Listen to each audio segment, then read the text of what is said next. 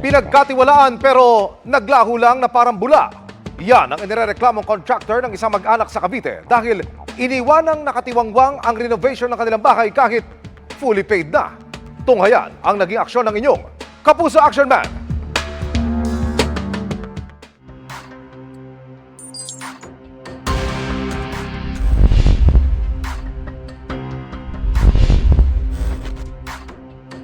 Abril noong nakaraang taon, sinimulan ang pangarap na renovation sa bahay ng pamilya Montecastro sa General Trias, Cavite.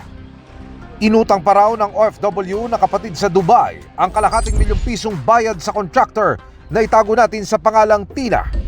Pangako niya, matatapos ang konstruksyon sa loob lang ng 3 buwan. Friend po siya ng ate ko na we trusted and fully paid po kami sa kanya. Pero ang pangakong completion napako at iniwan lang na nakatiwangwang.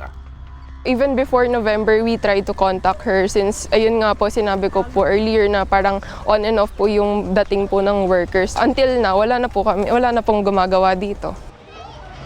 Pinagtitiyagaan ng araw nilang tirhan ang bahay kahit may bahaging walang kisame at hindi napalitadakan. Ang malala pa, hindi nag-iisa ang pamilya Montecastro sa mga nabiktima ng kontraktor. Naaawa nga po sa nanay ko kasi halos araw-araw iniiyakan niya yung bahay namin. Grabe na po yung emotional trauma na binigay niya po sa amin.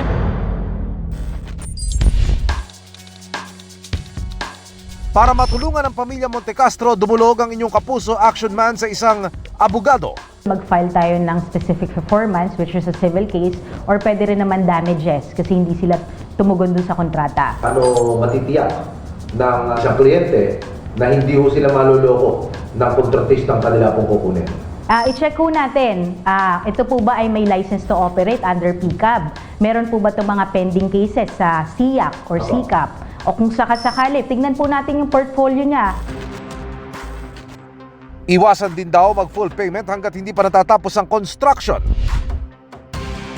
Sa pagsasaliksik ng inyong Kapuso Action Man, hindi lisensyado sa Philippine Contractors Accreditation Board ang contractor. Pinaiimbestigahan na rin natin sa PCAB ang kaso. Sinubukan namin kunin ang panig ng contractor pero tumanggi siyang magpaunlak ng panayam. Sa ngayon ay nakapagsampa na ng kasong estafa laban sa contractor, ang pamilya Montecastro. Tututukan natin ang kasong ito mga kapuso. Para sa inyong mga sumbong, ipadala nyo lamang sa Kapuso Action Man Facebook page. Dahil sa anumang reklamo, pang-abuso o katiwalian, tiyak may katapat na aksyon sa inyong Kapuso Action Man.